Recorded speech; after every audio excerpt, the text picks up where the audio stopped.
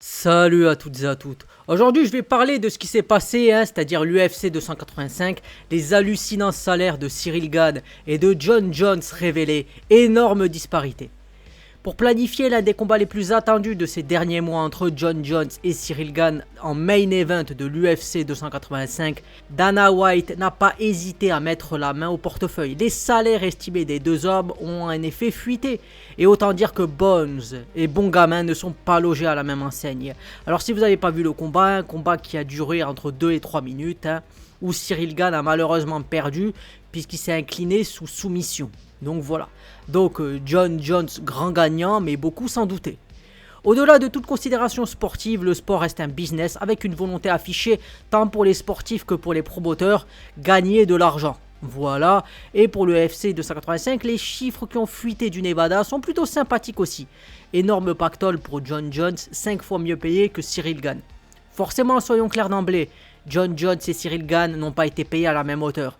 Les états de service de Bones et son statut de GOAT en activité ont plaidé en sa faveur, tandis que Bon Gamin est encore relativement nouveau, joute de très haut niveau. La preuve avec la pyramide des salaires lors de l'event. Donc là voilà, 7,2 millions, 1,25 millions, donc c'est quasiment 6 fois plus. Mais ça reste voilà 1,5 million, 1,25 tu vas pas cracher dessus, ça c'est sûr. Donc voilà, ils expliquent. Et surtout, voilà, c'est ce qui est fuité, voilà, ça vient de MMA Empire et tout ça. Et donc voilà, qu'est-ce qui s'est passé au-delà de la somme dérisoire allouée à Shavkat Ramonov, pourtant en pleine ascension, 171 000 $. Bon, après, ça peut aller. Ils disent, voilà, en faisant un peu de mathématiques, on s'aperçoit que l'Américain a gagné 7,2 millions de dollars en 124 secondes de combat. Donc, c'est ce que je disais, entre 2 et 3 minutes, soit 58 000 $ par seconde. Ouais, mais ce sera toujours moins que le combat entre Mayweather et McGregor, où il avait eu 300 millions pour 30 minutes de combat. Donc, je pense que c'est toujours moins. Parce que si ça a duré 2 minutes, je fais x12, ça fait à peu près 150 millions. Donc tu pourrais dire que Mayweather c'était quasiment 120 000 $ par seconde. Un ratio qui vient se placer parmi les plus hauts jamais vus dans l'histoire du MMA. De son côté, Cyril Gane rentre tout de même en France avec une jolie somme à 7 chiffres sur son compte en banque. De toute façon, le natif de la Roche-sur-Yon n'aura aucun regret en la matière, très dur avec lui-même. Il a avoué être en colère envers lui-même avec la sale impression d'avoir laissé tomber sa team. Dans ce contexte, aucun risque qu'il juge ce salaire insuffisant. Donc voilà, c'est bel et bien Jon Jones qui réalise une opération faramineuse sans jamais donner l'impression d'avoir tremblé, sûr de lui dans le build-up du showdown. Bones est apparu sûr de ses forces, répéta à qui voulait l'entendre que Gane n'était pas prêt et seulement content d'être là.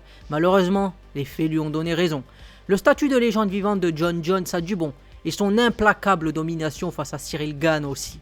En terrassant le français aussi rapidement, Bones s'est offert un ratio d'argent gagné par seconde totalement hallucinant.